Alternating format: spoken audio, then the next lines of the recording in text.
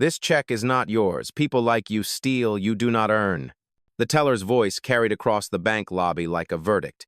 He held the scholarship check between two fingers as though it was contaminated, sneering before tearing it down the middle. The sound was violent, deliberate, meant to humiliate. Two halves of her son's achievement drifted toward the marble floor, trampled by polished shoes of strangers waiting in line. A woman gasped. A man whispered, "Unbelievable." And yet the teller smirked, proud of his cruelty. Before we continue, where are you watching from? Drop your city or country in the comments below. And if you believe in dignity and justice, hit like and subscribe. These stories spark change. And we're glad you're here. Now, back to Clara. She stood still, a black mother in a clean white blazer, leather bag hanging from her arm. Her silence was striking. No protest, no frantic gestures, just the steady calm of someone who had faced this storm before.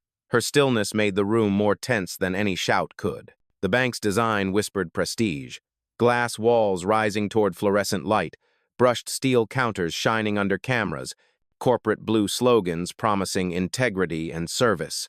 But all that branding cracked under the weight of one truth. In this space, her dignity had been torn as easily as paper. The teller doubled down, his words soaked in venom. Do not waste our time with fake awards. Kids like yours do not win scholarships. They hustle, they scam, just like their parents. He tossed the shredded remains into the trash, his voice carrying the arrogance of someone certain the system was on his side. The branch manager appeared, heels striking like hammers. "Security, be ready," she ordered. A guard shifted at the entrance, hand already grazing the radio on his belt. The lobby thickened with unease. Phones lifted higher. Eyes narrowed, some in judgment, others in disbelief. Clara's hand pressed flat against the counter, firm, unshaken. She had lived this scene in different forms. At 22, denied her first loan, accused of forged documents. At 26, told she was too high risk, even with collateral stacked higher than the policy required. Each time, the message had been the same: you do not belong here. And now, decades later, that message was hurled at her again, this time in the form of her son's erased achievement. A customer whispered, "She should leave." Another muttered, "This is wrong." A young trainee banker looked at her monitor, eyes wide, lips moving silently. She saw Clara's name in the system. But fear pinned her voice down. The teller leaned closer, spitting his final insult. "You people steal dreams. That is all you know. Now get out before we make you." His hand flicked toward the guard, as if her presence alone polluted the air of this polished lobby. But Clara did not move. She stood as if anchored to the floor, her silence louder than any scream. And in that silence, a storm was forming, one that would shake the very walls of the bank. The manager's heels struck the marble with a rhythm that silenced the lobby. Her blazer was sharp, her posture rigid, and her voice carried the weight of authority. "Ma'am, this branch does not tolerate fraudulent activity. You will leave immediately, or we will call the police." She spoke as if her words were already law, as if Clara's presence was a crime. The guard shifted closer, his hand now firmly resting on the radio clipped to his belt. The air grew tighter. Every breath in the room seemed to wait for Clara's response. But she remained still, her palm anchored to the counter, her gaze fixed on the teller who had torn her son's scholarship in half. Whispers rippled behind her. A man in a gray suit muttered, "She should just go." A woman clutching a handbag whispered, "I knew something was off." But not every voice carried doubt.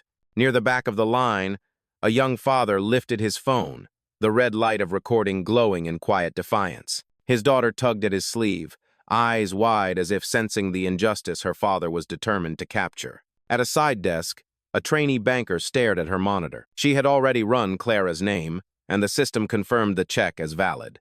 Her lips parted, ready to speak, but fear pressed her silent. The manager's authority loomed over her like a ceiling too heavy to break. She lowered her eyes, guilt flashing across her face.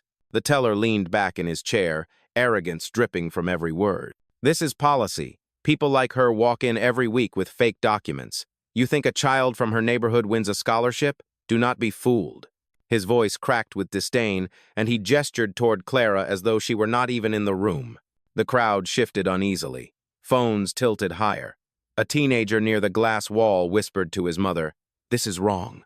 The mother nodded, her phone already raised, her face pale with disbelief. The hum of fluorescent lights mixed with the faint buzz of dozens of cameras capturing the scene.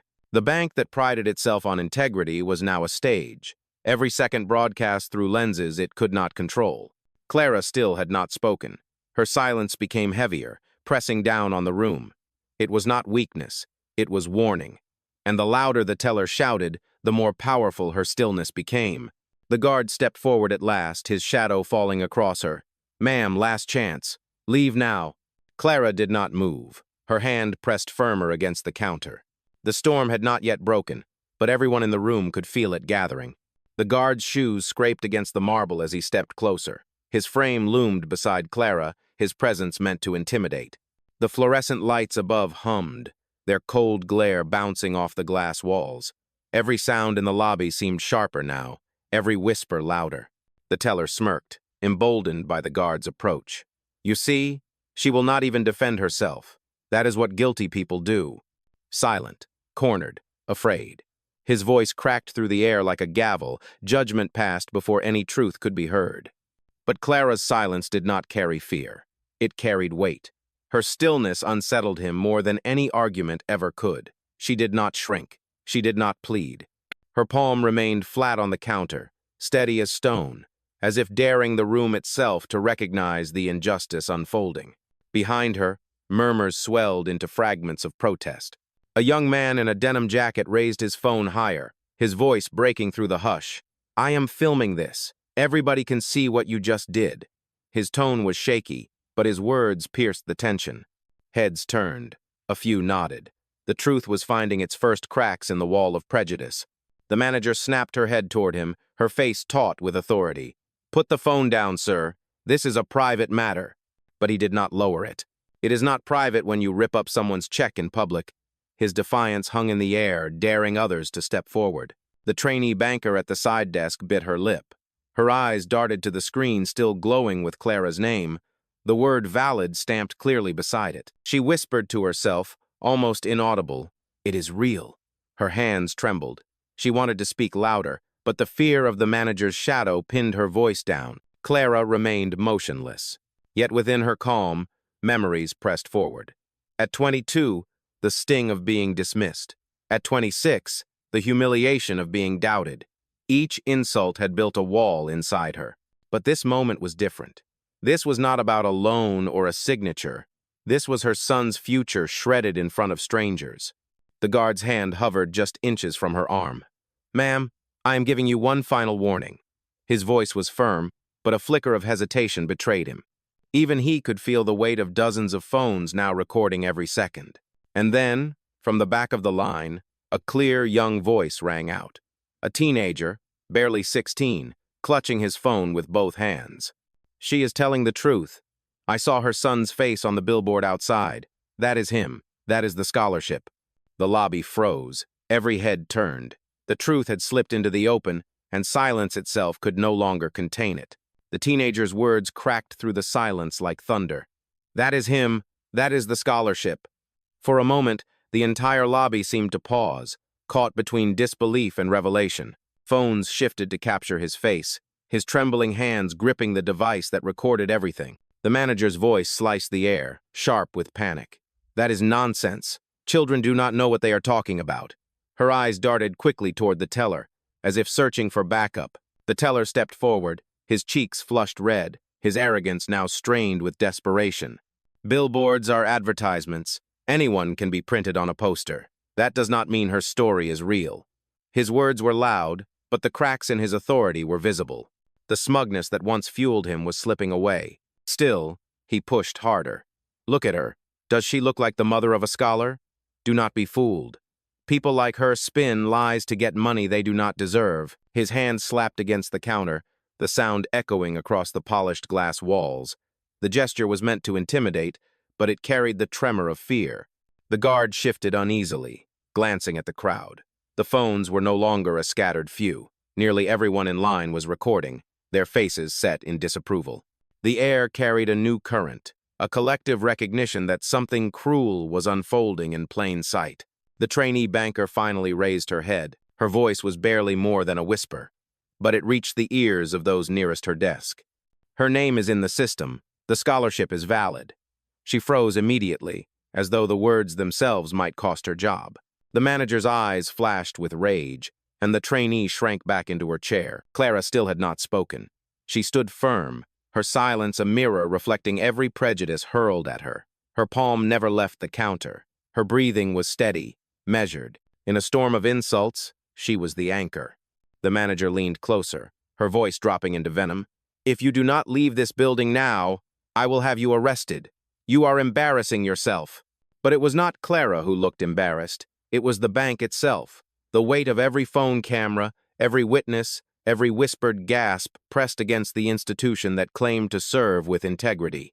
And though Clara remained silent, the truth was beginning to speak for her. The manager's patience snapped. Her voice thundered across the lobby, louder than the hum of the fluorescent lights. "Enough! I am calling the police right now. This is attempted fraud, and we will not tolerate it." She pulled a phone from her pocket, her manicured finger already hovering above the dial. Gasps rippled through the line. A mother clutching her toddler whispered, "She did nothing wrong." A man in a navy blazer muttered, "This is going too far." Yet the manager pressed on, her face tight with fury, her authority unraveling into desperation. The teller leaned over the counter, his eyes locked on Clara with venom. "You hear that? You are going to jail. People like you always end up there, pretending to be decent, pretending to achieve. But the truth is the same, you are a thief." His words dripped with contempt, designed to crush, to humiliate, to erase. The guard stepped closer, his hand brushing against Clara's arm, not yet grabbing, but close enough to make the threat clear. "Ma'am, if you resist, we will use force." His tone was rehearsed, official, but his eyes flickered nervously toward the crowd of phones. The trainee banker could not stay still. She half rose from her chair, her voice trembling. "Her name is valid in the system. The check is real." The words burst out before fear pulled her back down. The manager spun toward her, eyes sharp as glass. "One more word and you are finished here." The trainee swallowed hard, her face pale, her truth smothered by the weight of authority. Clara remained unshaken, her palm pressed firm against the cold counter. Her silence was unbearable now, heavier than any shout. The crowd could feel it. The bank could feel it. Every insult hurled at her only deepened the gravity of her composure. The manager lifted her phone higher. "I am giving you one last chance. Walk out of this bank before the police arrive, or you will leave in handcuffs." Her words rang out like a sentence already passed. The teller grinned, feeding on the threat. "Say goodbye to your lies, lady. This little act is over."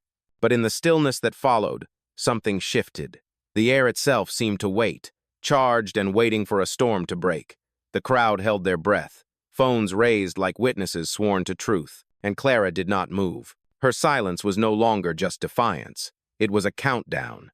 The manager's hand trembled as she gripped the phone, her anger spilling into every syllable. "Security will drag you out if you do not leave now. We are done with your lies."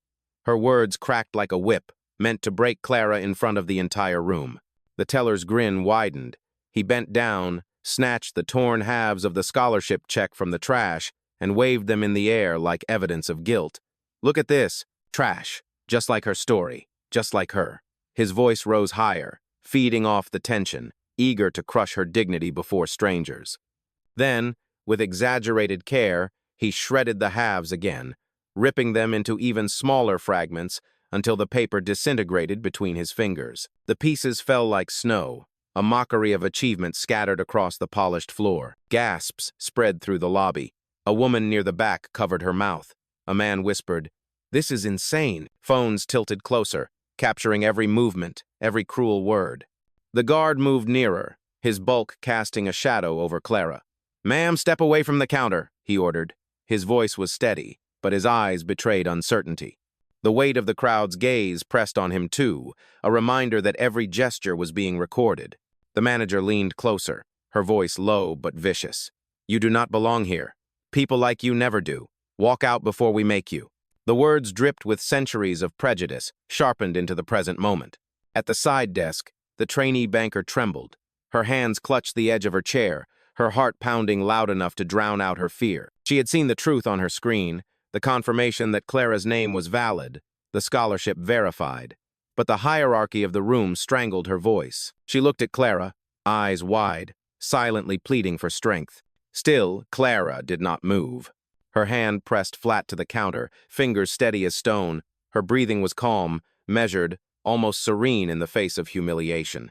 She let the insults crash against her without reaction, her silence heavier than iron. The teller leaned so close his spit flecked the counter. "You are not a mother of a scholar. You are a fraud. You are nothing." His words reverberated, cruel, final. The room seemed to hold its breath. The insults had reached their peak. The humiliation was complete. And yet Clara stood firm, unbroken. The storm was about to change direction. The lobby vibrated with tension. The teller's words still hung in the air, cruel and final, but the silence that followed was heavier than stone. Every eye in the room waited for Clara to break, to fight back, to shout, but she did not. Instead, she moved with the calm precision of someone who had already chosen her response. Slowly, Clara reached into her leather bag. The guard stiffened, his hand twitching toward his belt, but she ignored him. She withdrew a slim black phone, its screen glowing as she tapped with deliberate care. She lifted it to her ear, her voice low, steady, unwavering. "Activate verification protocol." The words were quiet, but the weight of them shifted the air. Conversations faltered. The guard hesitated. Even the teller blinked, confusion creeping across his smug face. Clara was not pleading. She was commanding. On the other end of the line, a crisp female voice answered instantly. "Understood. Timestamp locked. Verification underway." The words were professional, efficient, like gears in a machine already turning. The teller scoffed, trying to regain ground. "Who are you calling? Nobody cares. You can dial 1,000 numbers, but fraud is still fraud." He leaned across the counter, trying to tower over her. But for the first time, his bravado trembled. Clara lowered the phone slightly, her gaze unblinking, her silence cutting sharper than any retort. The young trainee banker gasped softly at her desk, realizing what she was witnessing. This was not the panic of a guilty woman. This was the calm of someone certain of her power. The manager tried to recover, her voice shrill. "Enough games. That phone call will not save you. Security, remove her." But the guard did not move. His eyes darted between Clara, the phone, and the circle of cameras now surrounding them. The risk of acting too soon weighed heavy on his shoulders. Clara lifted the phone again, speaking clearly for all to hear. "Confirm that this location is under active observation. Confirm that all staff actions are recorded." The voice replied without hesitation. "Confirmed. Live monitoring has begun. All data secured." Gasps spread through the crowd. Murmurs of, "What is happening?" rippled down the line.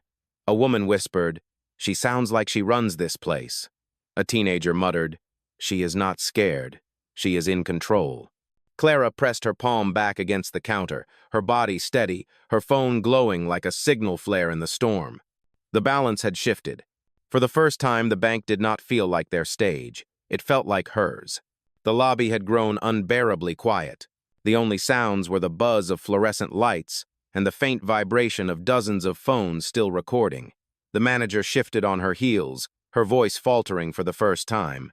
This does not change anything. A phone call does not erase fraud." Clara did not answer. Instead, she turned her head slowly, her gaze lifting past the teller, past the glass walls of the bank. Outside, the late afternoon sun blazed against a towering billboard that loomed directly over the entrance. The light struck it perfectly, commanding attention. The billboard showed the smiling face of a young black man in a graduation cap and gown. His eyes shone with pride, his hand raised in triumph, a scholarship certificate held high for the city to see. And beneath his image were the words in bold, "Empower the next generation." Clara raised her hand, her finger pointing through the glass. Her voice was calm, steady, but every syllable carried the weight of thunder. "That is my son. The scholarship you called fake, the dream you just tore to pieces, that is him. He is the face of this bank's campaign. His achievement is the very image your institution uses to sell integrity." Gasps erupted across the lobby. A woman clutched her chest.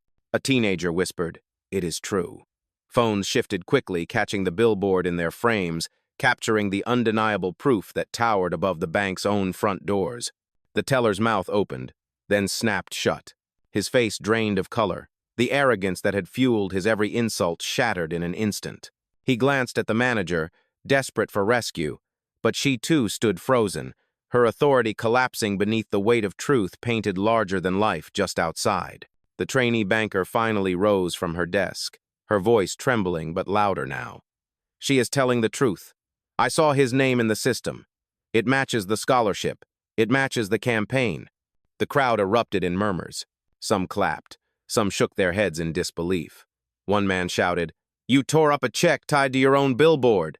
The absurdity of it hit like a hammer, and the shame spread across the faces of those who had tried to erase her. Clara remained still, her palm pressed to the counter, her finger still pointing outward. She did not raise her voice. She did not need to. The image outside spoke for her, larger than any insult, stronger than any denial. The storm had broken, and for the first time, it was the bank that stood in its path. The revelation hit like an earthquake. For a heartbeat, silence held the lobby in its grip. Then the room erupted. Phones swung toward the glass wall, capturing the giant billboard that glared down at the very bank trying to discredit Clara. Customers muttered, cursed, and shook their heads. A woman in a red scarf shouted, "That is her son! It is right there for everyone to see!" Another customer, voice trembling with outrage, demanded, "How could you rip up that check? How could you humiliate her in front of all of us?" Applause broke out, scattered at first, then stronger, until claps echoed off the marble walls. The atmosphere had shifted entirely. What began as suspicion now burned with solidarity. The people in line no longer saw Clara as a stranger under scrutiny. They saw her as a mother, dignified and wronged, standing against prejudice that had just exposed itself in the worst possible way.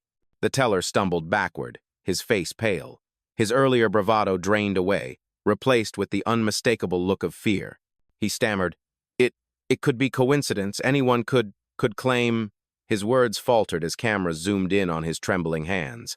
The manager's mask of authority cracked completely. She clutched her phone tighter, her eyes darting between the billboard and the sea of recording devices pointed directly at her. She hissed at the teller, "Say something. Fix this." But he had no words left. His confidence had collapsed into silence. The guard, once looming like a threat, stepped back. His eyes met Clara's, and in that brief exchange, he seemed to recognize the truth. This was no fraud, no scam. This was dignity standing firm against hatred. Slowly, almost reluctantly, he lowered his hand from the radio at his hip. The young trainee banker pushed her chair back with a screech against the tile. Her voice broke free at last, strong enough to carry across the lobby. "Her son's name is in the system. The scholarship is real. I saw it. I logged it myself this morning." A chorus of murmurs surged through the crowd. "She is telling the truth. They tried to erase her. This is wrong." Customers who had once whispered now spoke openly, their voices building into a collective wave that no authority figure could silence. Clara still did not shout. Her composure was unshaken, her palm steady on the counter. It was not her voice that tore down the lies, it was the voices of witnesses, awakened and undeniable. And as the lobby thundered with outrage and support, the teller and the manager stood exposed, trapped under the crushing weight of the very crowd they had once hoped would side with them. The tide had turned, and it was irreversible. The roar of voices filled the lobby. Phones hovered like watchful eyes, recording every breath. The teller's face was pale, the manager's hands trembled, and the guard had already stepped aside. The tide had turned, but Clara remained silent for one moment longer, letting the weight of truth settle on every corner of the bank. Then, with a calm that cut sharper than rage, she lifted her phone again. Her voice was steady, deliberate, each word carrying like a commandment. "Log this incident. Effective immediately. Initiate internal suspension for the teller and the branch manager. Freeze their access credentials." The voice on the other end was crisp, professional, undeniable. "Confirmed. Suspension protocols activated. Access locked." The teller gasped, his hand darting to his pocket where his employee badge rested. He pulled it out, staring at the small plastic card as its light blinked red. The manager did the same, her badge buzzing once before going dark. The sound was soft, but in the charged silence, it was deafening. A murmur rippled through the crowd. She just shut them out. Their badges stopped working. Phones zoomed closer, capturing the shock etched across the employees' faces. The authority they had clung to just moments ago had vanished, stripped away in an instant. The manager sputtered, her voice desperate. You cannot do this." You are just a customer. You do not have that power. Clara finally turned her gaze to her, eyes unflinching, voice still calm. I am more than a customer. I am a mother whose son you tried to humiliate, and I am also a stakeholder in this institution. Your authority here is finished. Gasps filled the room once again. The crowd pressed closer, some clapping, others shaking their heads in disbelief at the sudden reversal. The teenager who had first spoken out whispered, "She owns this place." His words spread like fire through the lobby. The teller's knees buckled. He dropped his useless badge onto the counter, the plastic clattering against the marble like a final surrender. The manager gripped hers so tightly her knuckles whitened, but no amount of pressure could bring its power back. Clara did not raise her voice. She did not need to. Her commands had already reshaped the room, and in that moment, it was clear to everyone present. The storm had turned. The badges lay dead in their hands, silent proof that their authority was gone. The teller's lips quivered as he whispered to no one in particular, "This cannot be happening." The manager's face flushed red, her eyes darting desperately around the lobby as though someone could still save her, but no one moved. The crowd had already chosen a side, and it was not theirs. Clara lifted her phone again, her voice carrying with calm precision. "Escalate this report to the compliance division. Begin a full investigation into this branch, including misconduct, racial profiling, and unlawful denial of service." The voice on the line replied without hesitation. Compliance engaged, incident logged, audit process initiated. Every word echoed through the marble space like a bell-tolling judgment. Customers exchanged looks, their disbelief giving way to admiration. A man in a brown overcoat muttered, "She is not just defending herself, she is cleaning house." Clara continued, her tone unwavering. "Effective immediately, these individuals are barred from re-entering this branch. Their access is revoked, and their conduct is to be reviewed for termination." The teller dropped his gaze to the floor, his arrogance dissolved into shame. The manager shook her head violently, her voice rising with panic. "You cannot just erase us. We worked here for years." Clara turned to her, her eyes steady, her words as sharp as glass. "You erased my son's achievement in seconds. You tore up his future in front of strangers, and you dared to say he did not belong. Now it is your turn to face what it feels like to be dismissed." Gasps spread across the lobby, followed by murmurs of agreement. Someone clapped, then another. Soon the sound of applause rose, echoing like thunder against the bank's glass walls. The guard stepped back farther, his hands raised slightly as if to show he would not interfere. His voice was low, almost apologetic. "Ma'am, I did not know. I should not have stood so close." Clara gave him only a brief glance. She did not need to answer. The truth was already laid bare, and he, like everyone else, knew it. The manager tried once more, her voice cracking under the weight of humiliation. "This is not fair." Clara's gaze never wavered. "Fairness was taken from me the moment you tore that check. Today, fairness is restored." And in that moment, every customer watching knew they were not just witnessing a correction, they were witnessing justice being written in real time. The lobby had fallen into a hush so deep that every breath, every shuffle of shoes, every faint buzz of a phone camera could be heard. The teller and the manager stood stripped of power, their badges useless, their arrogance turned to dust. The crowd, once divided, now stood unified, their applause fading into an expectant silence. All eyes were on Clara. She lowered her phone and let her hand rest on the counter once more, the same hand that had pressed against the cold marble through every insult, every humiliation, every attempt to erase her. Her voice came low at first, steady and deliberate, each word a stone placed carefully into history. "You called me a thief in the very bank where my son's face is displayed as its future." Her gaze swept across the teller, the manager, the guard, and then the entire room. "You told me I did not belong. You told me my child's achievement was fake. You tore up his scholarship, his dignity, in front of strangers. And yet you never stopped to ask yourselves why his face hangs larger than life outside your doors." The silence was suffocating. No one dared to move. Clara straightened her shoulders, her presence filling the space with the weight of truth. "You did not just insult me. You insulted every mother who believes her child's dream is real. You insulted every young man or woman who works twice as hard only to be told they are not enough. And you insulted this very institution by making prejudice its policy." Gasps moved through the crowd. A woman in tears whispered, "Amen." Someone clapped again, slow and firm, and the sound grew until it swelled into thunder. Clara's voice cut through the applause, her final words sharp as a blade. Justice does not need to scream, justice stands, and when it speaks, it cannot be ignored. Ugh. She turned, lifting her bag from the counter with calm precision. The path opened before her, customers stepping aside, not out of fear but out of respect. Phones captured every step as she walked toward the glass doors, the towering billboard of her son shining above the street like a crown of truth. The teller and the manager remained frozen, the weight of their downfall pressing down like stone. The guard lowered his head, ashamed. The crowd erupted once more, clapping, cheering, their voices united in a single sound, vindication. And Clara walked out, not as a victim, not as a stranger, but as a force that had reminded the world of one simple truth. Power needs no permission.